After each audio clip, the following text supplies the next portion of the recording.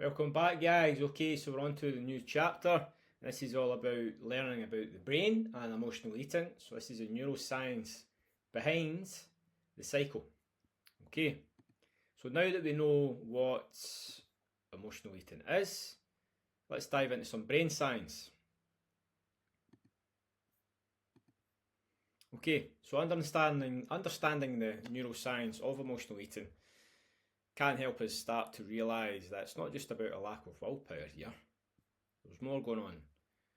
It's about our brain's ingrained response to stress and reward. So let's get ready to understand what this chemical loop is that drives emotional eating. So let's dive in. So emotional eating is at its core a response to stress. It all begins in the hypothalamic pituitary adrenal axis. Bit of a tongue twister there, otherwise known as the HPA axis.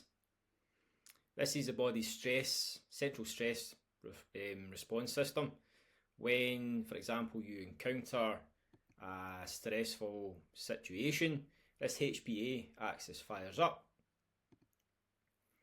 and this triggers the release of stress hormones like cortisol. I'm sure you've heard of cortisol before. And amongst other things, cortisol has a powerful influence on our appetite, encouraging you to seek out high-fat, sugary foods, otherwise known as comfort foods. So, why do we crave these comfort foods in times of stress? Well, these foods stimulate the release of certain chemicals in the brain, such as endorphins, which is our body's natural painkiller that creates a sense of calm. And then you have dopamine, which is a neurotransmitter, which is associated with the brain's pleasure centre. And when we're munching on the cookies and the snacks, our brain's reward system just lights up. It lights up. And this dopamine surge gives us a sense of pleasure, making us want to repeat this behaviour. And that's why, let's just move on swiftly. And that's why, even though if we are feeling stressed or down, we might feel ourselves reaching for these foods, even when we're not, physically hungry. So whilst, move this down a wee bit. So whilst, for example, this reward system has helped in the past, our ancestors survive in times of when food's been sparse. In our world, like, food's readily available. Like, you can just go on your app, and get food delivered to the door. You don't even need to move off the couch for it. So, and it can contribute to patterns of emotional eating. On the flip side, after the temporary food high subsides, feelings of then guilt or shame even starts to follow. Especially if you're already concerned about your eating habits. Like these negative emotions can then induce further stress, leading to even more emotional eating, and starts to create a challenging cycle to break. So, but there is good news. Obviously understanding the neurophysiology of emotional eating, this means that we can start to take steps to disrupt the cycle.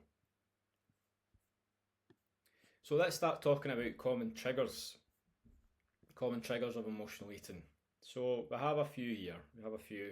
Recognising these common triggers of emotional eating is essential for effectively addressing and overcoming this behaviour. By understanding what prompts you to then emotional eat, you can then start to develop strategies to manage these triggers and then adapt healthier coping mechanisms. So some triggers of emotional eating do include, and if you can grab a bit of paper here and write some down, so then what I want you to do for me is send me a message, let me know what one resonates with you the most. So number one is stress, as we mentioned there. Stress is one of the most common triggers for emotional eating. When you're stressed, your body, as we mentioned, releases cortisol, a hormone that then increases your appetite and can then lead to cravings. Okay, so that's first one. Second one is boredom. Now, boredom or a lack of engagement in daily activities or purpose can lead to emotional eating as a way to start to try and fill this void and provide some temporary source of pleasure. Thirdly, sadness. Depression. Feelings of sadness and depression can trigger emotional eating as a way to self-soothe, okay, and try to alleviate or mask these negative feelings.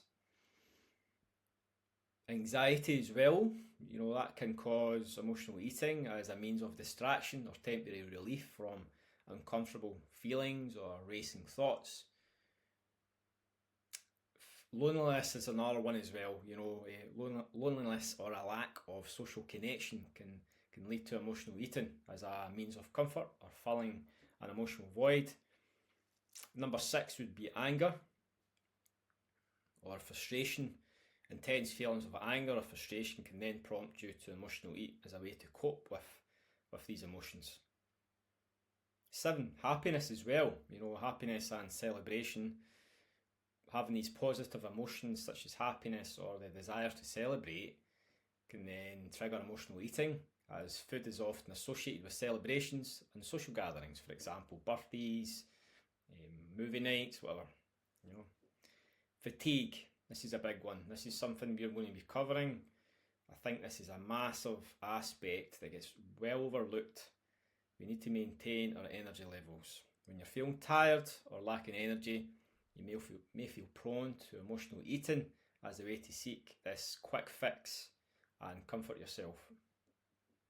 Habitual patterns, for example, sometimes emotional eating can be triggered by habits, and routines such as watching the TV, snacking after dinner, etc. And 10, emotional associations with food. For example, childhood memories or cultural associations with certain foods can also trigger emotional eating, as these foods may be connected to feelings of comfort, nostalgia, or security. So for most of these are pretty noticeable. You're feeling emotionally or maybe physically down in the dumps, your brain will start to look for this quick fix, and it knows a way to do this because it knows this habitual pattern that you've created over the years. And as I say, he's living in a society where food's so easily available. It feeds fuel to the fire, as they say. But here's where it does get exciting. By pinpointing these personal triggers for emotional eating, you're starting to arm yourself with knowledge to develop strategies to handle these triggers. And this is your first step towards breaking free from this cycle of emotional eating or comfort food eating, or if you just want to adapt a healthier lifestyle. By identifying these patterns, you can then start coming up with strategies. So what I want you to do out of all of them, I want you to resonate and think about and reflect what you've done in the past. I want you to send me a message, and then we can start to dig in deeper and start to look at that aspect as well. So thanks for listening so far to just understand a little bit more about the brain science and what actually goes on and why it's so difficult, why your appetite actually goes up. There's reasonings for it. Okay, so we'll see you in the next module. Thanks. Any questions during the whole process, send me a message.